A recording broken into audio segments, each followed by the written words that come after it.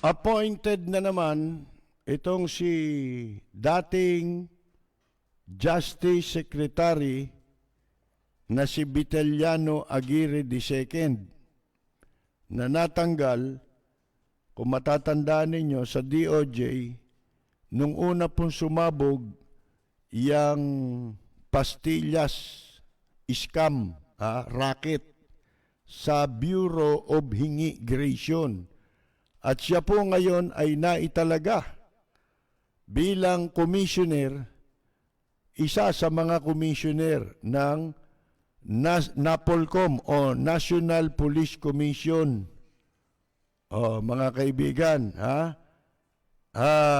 matatandaan ninyo nga ibig sabihin, recycle na naman ito. Parang pa-Eldon, siguro, medyo naubos na yung naipon ni Aguirre, kaya kailangan na siyang ibalik. Kaibigan din ni Kim Wong ito Mga kaibigan, yung sinasabing tagapasok ng mga pogo rito sa Pilipinas, ng mga Chinese, from China, na yung mga pumapasok naman dito, may bit-bit na bakuna ng China. Pwede, di ba? Libre. Pero pagka bibili ka, LGU ka, private ka, kailangan may gobyerno, may pakialam ang gobyerno. Pera kasi yan hindi yung magpapagaling Sipin mo, crisis ito, naiisipan nila yun, Pare-pareho na nga tayo malilipol dito sa COVID, naisipan nila yan. Hindi mo nga alam kung isang araw, magunaw na mundo Ito mga walang yang ito, iniisip, kita, kickback. Kasi ito pandaigdig na krisis ito Pandemya nga Di ba? Mga kaibigan, isipin mo, ang priority pa nila, dumaan sa kanila para makakuupit. Talagang mga walang hiya. Kasabay na, nauna kay Aguirre, inappoint, nakapanumpa na nga Ito si Benhar Abalos, dating mayor ng Mandaluyong. Tsaka ito si Mark Lapid. Tsaka na yan si Benhar. Unahin na natin si Mark Lapid, mga kaibigan. Kasi ito isipin ninyo, ang daming kaso nito. Mga kaibigan, sa Chesa, Pamandin. Doon siya nagkaroon ng maraming kaso Yung dating kalihim naupo dyan si Mark Lapid nung panahon ni Gloria Macapagal Arroyo, di ba? Sip-sip buto yung tatay niya ron kay Gloria ang kalihim nung sino ba sekretary? Hindi ko na matandaan kung sino, si Kwatari nun ni Gloria sa tourism. Pero itong si anak ni Lito Lapid, yung mismong secretary pala, yung Alberto Lim. Nung panahon naman ni Noynoy, nakapwesto rin si Mark Lapid. Dumila rin sa tumbong ni nung ipakulong si Gloria, dati Gloria si Lito. Nawala sa pwesto, pinakulong, di ba? Doon naman dumila kay Noynoy. Pinasok yung anak niya ron, kapalit ng kanyang paglipat na naman sa partido. Talagang, pansarili lang yung pwesto di ba? Ang sabi dati, nung tourism secretary dati, yung si Alberto Lim, na ito raw si Noynoy, dinelay yung dapat niyang gawin tungkol sa reklamo laban dito kay Mark Lapid Ha? Over political considerations. Eh yun na nga yun, kamukha ngayon. Kailangan nila ng susuporta kay Digong nyo kasi wala nang sumusuporta rito. Ang pwede lang naman sumama rito, sumasama lang naman dito, mandurugas eh. Bobo tsaka mandurugas. Dalawa lang eh. Mga kaibigan, wala ka namang ibang ano pa eh. Yung marurunong, magagaling, mga may honor, yung mga may integrity, may dignity, di ba? Wala niyan sa gobyernong ito. Huwag ka maghahanap dito niyan. Eh, yun ang qualification sa gobyerno eh. Hindi naman gobyerno itong na ngayon eh. Sindikato ito eh. Oh, mga kaibigan. Kaya nga naibalik si Mark Lapid eh.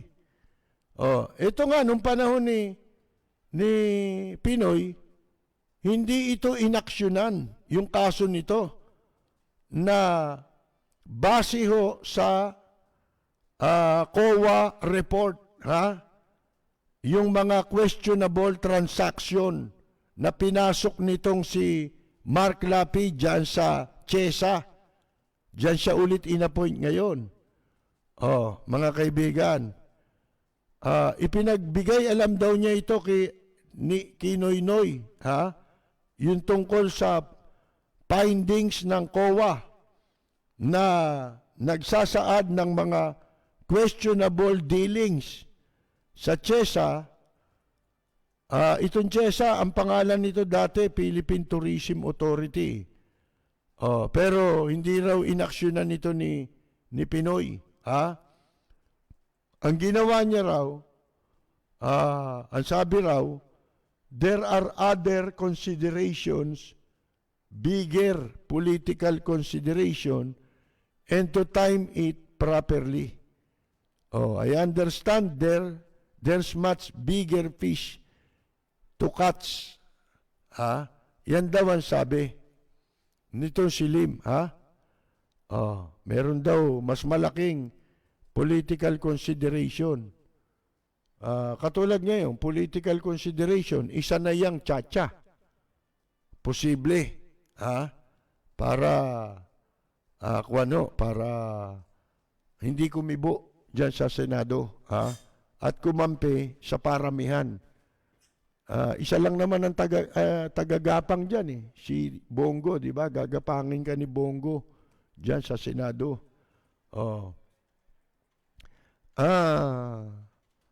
Noon pala, gusto raw makuha ng Malacanang ang suporta ni Lito Lapid para maipasa yung resolution na ma-postpone yung August 8 election para sa Autonomous Region in Muslim Mindanao, ARMM.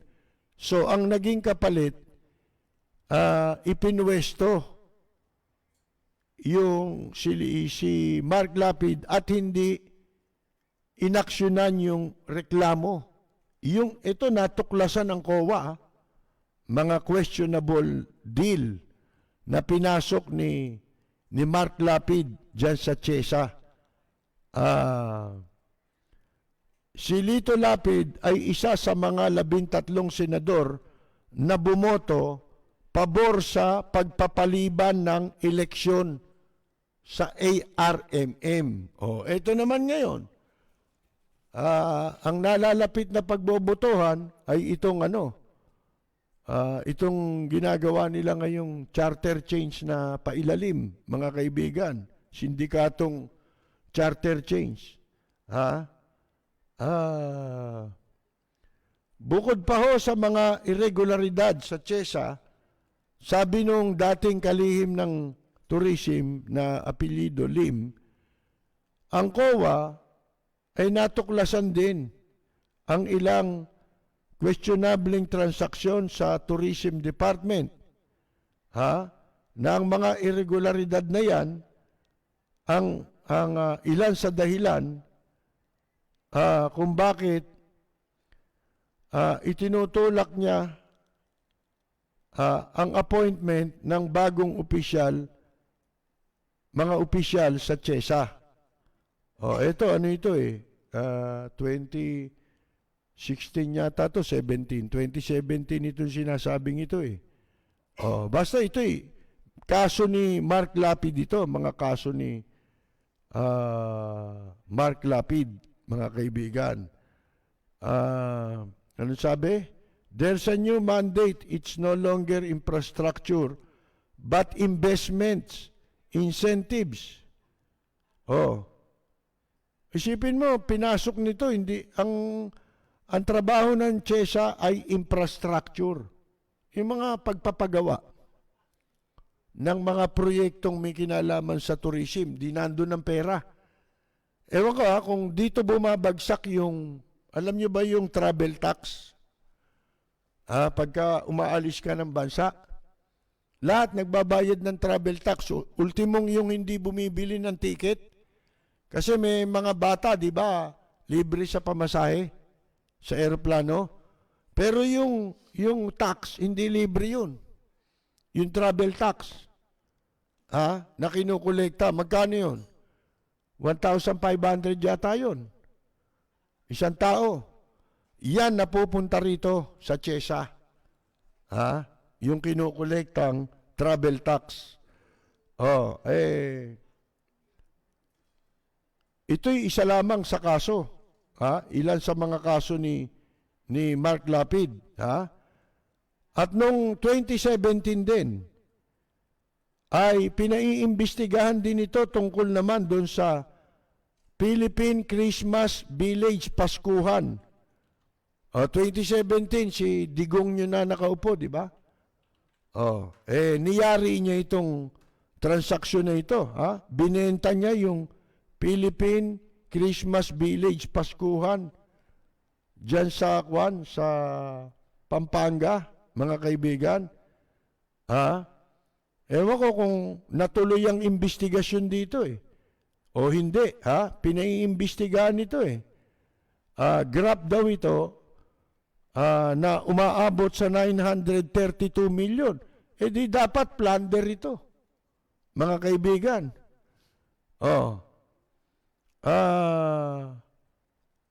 Hindi natin alam kung natuloy yung investigasyon para dyan sa CHESA investigation sa Kamara. Yung Paskuhan ay isa sa 13 government-owned properties, pag-ari ng gobyerno. Isa yan sa 13 pag-ari ng gobyerno na nasa ilalim ng CHESA. Na noon ay kinukonsidera para sa privatization. At kasama yan sa Tier 1 of non-revenue generating assets. Ibig sabihin, wala itong kinikita. Kasama yung Agoo Playa Hotel sa La Union at Matabungkay at Talisay sa Batangas. The Hilaga property was part of the land owned by the Lasatin family in 1989. Yan ay binenta sa gobyerno. Madalit sabihin, laki ng kinita rito, ano po, ni Mark Lapid. Kaya ito noon, lintik, Rolex ang, nagka-Rolex to doon sa CHESA eh. Ang laki, yung mamahalin. Pagkatapos, ito, siya po ay naharap din sa iba pang anomalya. 300 million Boracay sewerage deal. Mga kaibigan. Kasabwat niya si sinibak na Tourism Secretary Wanda Tulfo-Teo. Ayan.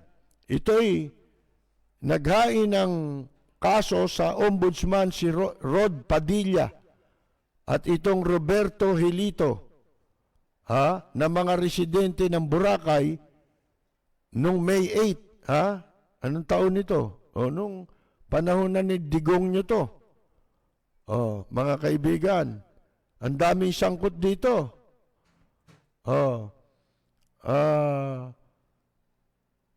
Kasama ho mga board, CHESA board, several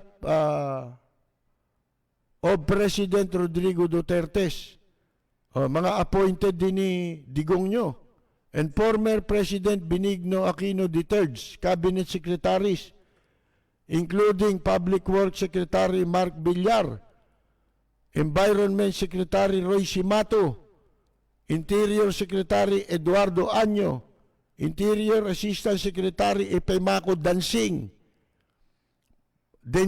former Public Works Secretary Rogelio Singson, former Environment Secretary Ramon Paje, and former Tourism Secretary Ramon Jimenez. Ang dami kasama dito. Kasama ho yung asawa ni Wanda Teo, Wanda Tulfo Teo, na si Roberto Teo, at si Cesar Montano. Magkakasabwat ito. Kasama rin yung Rivera Jr., Virgilio Rivera Jr. Si Mark Lapid, isa rito, mga kaibigan. Ito ho yung sinasabi na nilabag nila yung Anti-Graft and Corrupt Practices Act ng ang Philippine Tourism Agency na CHESA na pinamunuan ni Mark Lapid mula April 21, 2009 ay pumasok sa isang kasunduan kung tawagin ni Joint Venture Agreement sa MWCI, Manila Water Company Incorporated, para mag-operate, mag-manage, and maintain the sewerage systems of Boracay. Mga kaibigan, yung MWCI, yan ang magmamanage. At saka yung BIWC, Boracay, ano ito? Yan yung Boracay Island Water Company, yan. According to the complaint, the 300 million total annual capital of BIWC was split 80-20. Pinaghatian yung pera, mga kaibigan. Sa madalit sabi, ang daming kaso ni Mark Lapid, pero in-appoint. Bakit? Merong kapalit yun. Ang gaganap nung kapalit, yung tatay niyang walang silbi na inutil sa Senado. Si Ka-Percy Lapid, bumabanat. Lapid Fire. Malalim at makatwirang komentaryo. Mag-ingat ang mga politikong gumagawa ng kalokohan at baka kayo ay tamaan ng Lapid Fire.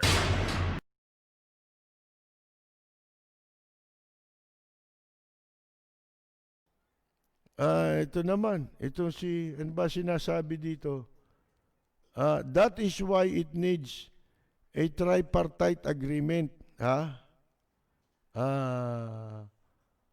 In the case of LGUs, there would be limitations in directly procuring from suppliers. Hindi, pumasok sila eh. Bakit naman tatanggapan ng order yung local government? Umorder na sila eh. Kung dadaan pala sa national government, hindi. Nag-i-intervene kayo. Di ba? Nakikialam kayo dahil sa kikitain. Yan ang maliwanag dyan eh. Mga kaibigan,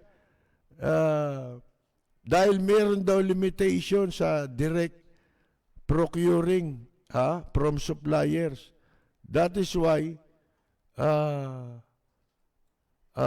it needs tripartite agreement. Ano yung limitation? Yung volume ng order? Katarantaduhan yan. O di, unti-untiin nila, di ba? Eh kung hindi pwede ng biglaan, isang gulpi yung supply, eh di syempre, hahatiin yun. Anong katarantaduhan nyo? Gina-justify ninyo yung tripartite agreement. Mga damuho kayo. Ha? Oh, they have limitations on advanced marketing. Negosyo yan. The more, the merrier. Di ba? Sa English. Oh, mga kaibigan. Negosyo yan. Di mas marami, mas pabor doon sa kumpanya ng bakuna. Hindi ba? Ano sasabihin mong limitation? Oh, siguro, doon hindi ka pwedeng yung alimbawa, umorder ka ng 20 milyon, eh di namin madideliver yan ng isang deliver. 2 delivery, di ba? 10 million, after that, 10 million ulit. Eh di mo naman sabay-sabay i-iniksyon yan eh. Ano yan? Pagdating ng gamot, 20 milyon, tatawagin mo yung 20 milyon, sabay-sabay yung tutusukan ng 20 milyon. Oh. Mga logic nito, mga kwan eh.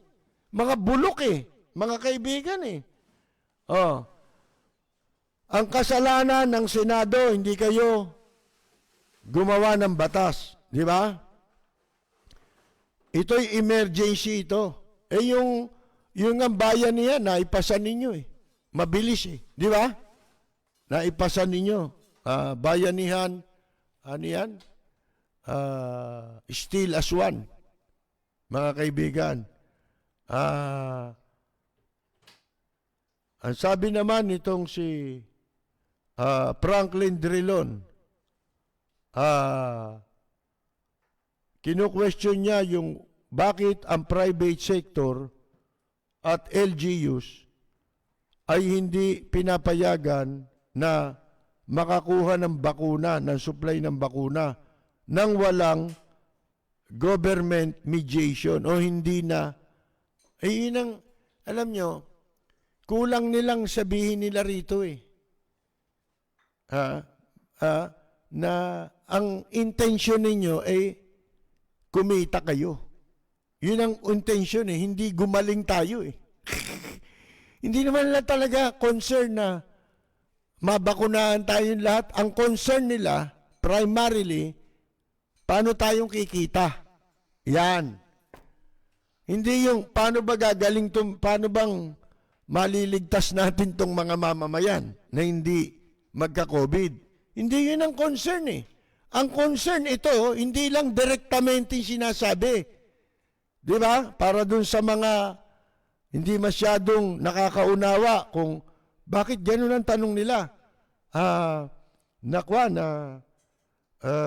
Bakit di anong kaugnayan nun? Yun ang kaugnayan nun. Hindi lang nila dinidirekta na gustong kumita nitong mga to. Hinihiya na nga eh. Paulit-ulit eh. Yun din yung kaninang tinatanong ng ibang senador eh. Oh, there appears to be a stumbling block in that one cannot deal directly with the supplier. Oh. Mga kaibigan, talaga meron daw talagang hadlang,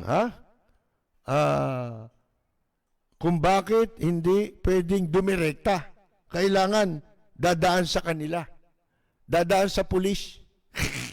Alam niyo ba yung kwento? Si Mayor Lim daw nung pulis siya, nagsimba siya dyan sa Quiapo. Narinig niya yung sa unahan niya, mama, nagdarasal. Ang sabi raw, nagmamakaawa sa kanyang pagdarasal na kailangan niya ng pera. Siyempre mahal pa pera nun eh. Diba? Kailangan niya ng pera. Kailangan niya ng pampapagamot yata, ganun. Mahal pa pera nun dahil pulis pa lang silim eh. Nung marinig niya yon, naawa siya rin sa tao. Ang ginawa niya, binunot niya yung pitaka niya. Tinignan niya. Meron siyang 100. 250 eh. Tapos kinalabit niya yung mama. Mama, binunot niya yung pera, 100. Pinakita niya, 250. Ito lang ang laman ng pera ko, ng pitaka ko.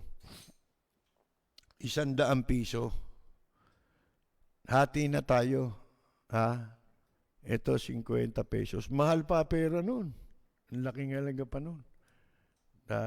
Hati tayo. Ito sa akin, 50. Ay, naku, maraming salamat to. Tapos, ang ginawa nung lalaki raw, nagdasal ulit. Sabi raw nung lalaki, Panginoon, pwede ho ba sa susunod, wag niyo nang padaanin sa pulis.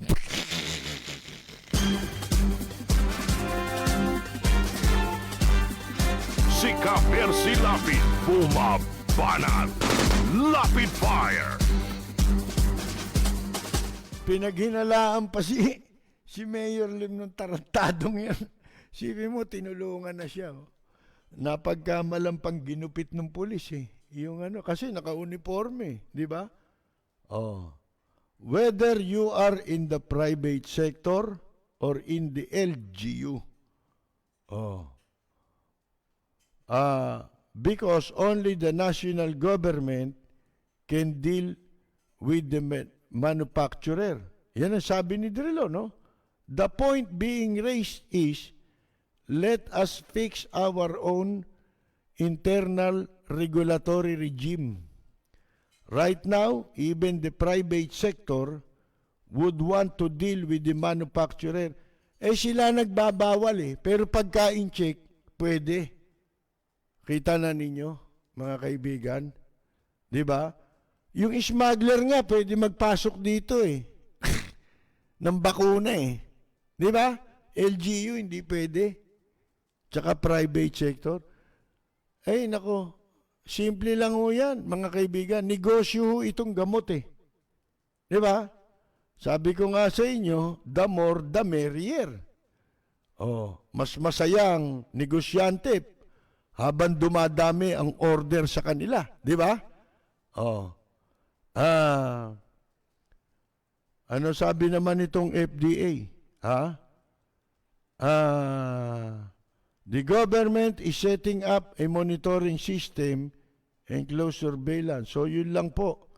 Kung susunod po sa ating patakaran yung private sector, papayagan naman po siya ng gobyerno. But kailangan lang po in close coordination with the national government. Paano close coordination yun? Very close. Mga kaibigan, pera ito, ibig sabihin ito, na pinag-uusapang ito, mga kaibigan, ano po?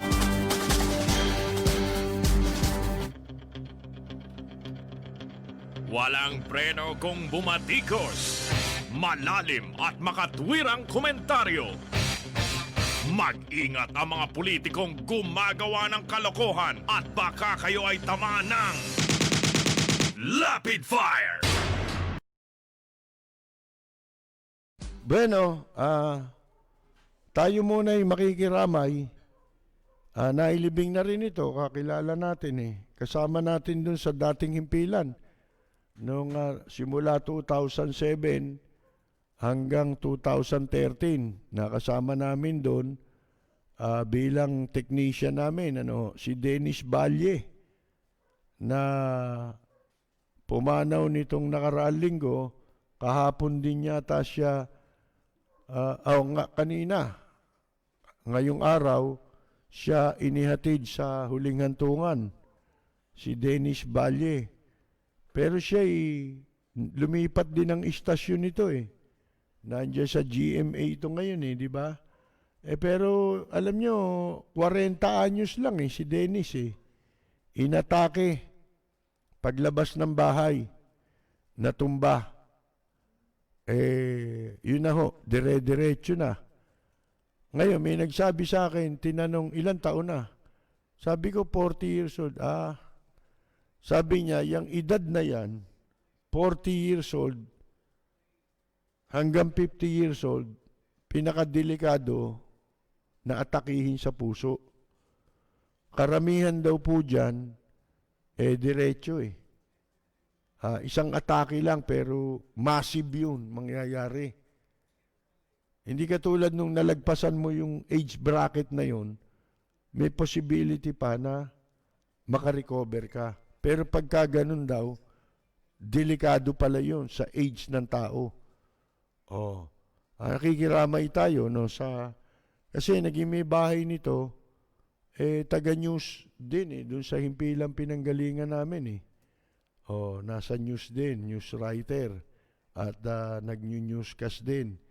Nakikiramay tayo sa kanyang may bahay, sa kanilang anak at sa kanilang mga naulila na pamilya kay Dennis Valle.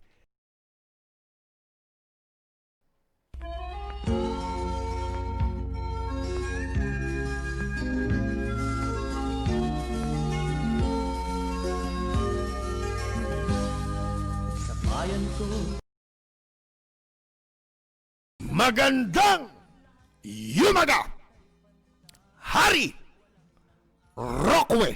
Pag-ibig ay tunay dito sa bayan ko. Dito'y makikilala mo ang isang kaibigang nagmamahal sa'yo.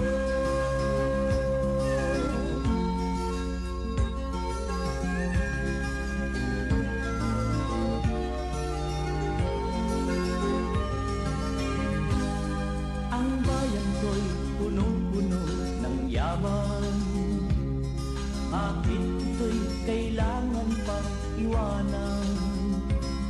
Hindi nga ba't anong sarap mabuhay ng buong ganap sa bayan mo, sumapit ng yaong wakas. Dito sa bayan ko